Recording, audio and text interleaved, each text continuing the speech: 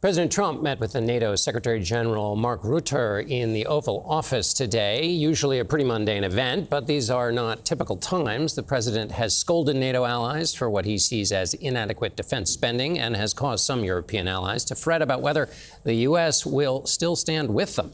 The view can probably be summed up best by this week's cover of The Economist. So we thought we'd talk to the editor-in-chief of The Economist, Zanny Minton Beddoes, for tonight's interview. Zanny, let's start with the state of the Atlantic Alliance. Meeting with the NATO Secretary General today. What's the state of that alliance?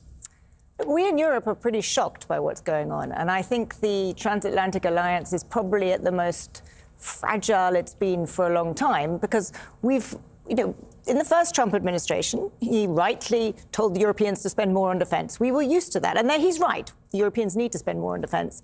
But in the last few weeks, there have been a series of shocks. Vice President Vance's speech at the Munich Security Conference, which was outright hostile towards Europe. The treatment of President Zelensky in the Oval Office, which shocked huge numbers of people across Europe. And actually actions, ending the military support, although it has been reinstated now.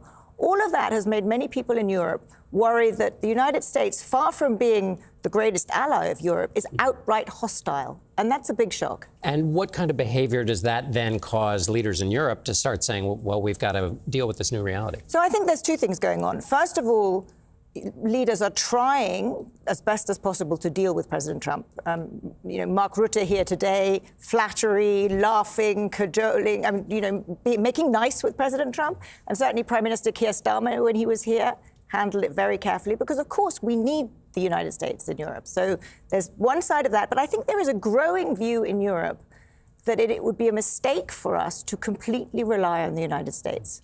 And that's a really, really big change. And so that's why you're seeing huge increases in defense spending in Germany. It's why you're seeing the Polish president start talking about nuclear weapons and huge increases in the Polish military.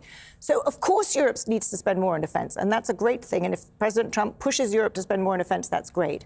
But when you lose confidence, as the Europeans have in this alliance, I think that's going to lead to a very, very different kind of transatlantic relationship. How does that lack of confidence in the United States translate to what Europe's thinking about how the war in Ukraine ends, in terms of who's going to be in charge of guaranteeing Ukraine's security, if that's part of the deal? So I think the Europeans are well aware that they are going to have to provide, the money. They're going to have to provide any people there. I think they are still hoping that they can persuade President Trump to provide some kind of security guarantee. I'm not at all sure they're going to get that. There's very little sense so far. And there is a big worry that President Trump actually will sell out Ukraine. And although today we've had these agreements in Jeddah between the Ukrainians and Secretary of State Rubio, suggesting that the Ukrainians are willing to accept a ceasefire, now that negotiations are going on with the Russians. But President Putin is an unbelievably canny negotiator, and he's already stringing things out. Yes, of course, I'm open to the principle, but there are many different things that need to happen before we can have negotiations. And I think what worries Europeans is that President Putin will either out-negotiate President Trump, or President Trump actually cares more about his relationship with Putin than he does for Ukraine. About 45 seconds left. Tell me what the view is about tariffs are on, tariffs are off. Tariffs are this? Well, that's another side of this crazy relationship right now. I mean,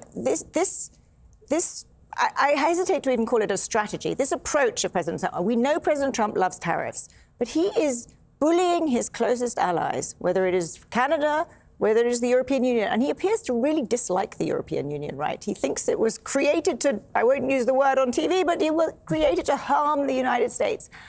I think this tariff war is unnecessary. It hurts everybody, but it is clearly not going away. I mean, that's an added dimension. And maybe the markets will do enough to bring sense to it. But right now, it doesn't look great. Zanny Minton Beddoes of The Economist, thanks for being here.